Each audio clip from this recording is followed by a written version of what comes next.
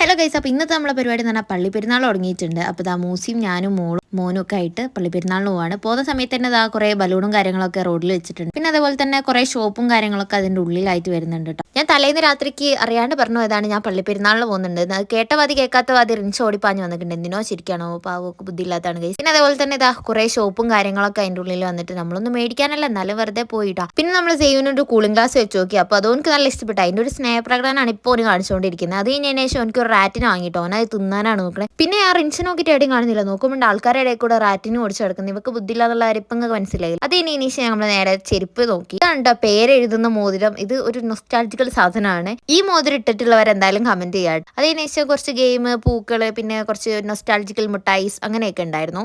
പള്ളിക്കുന്ന് പെരുന്നാളിന് വന്നിട്ട് ഫഹദിനി നസ്രേനി കാണണോ?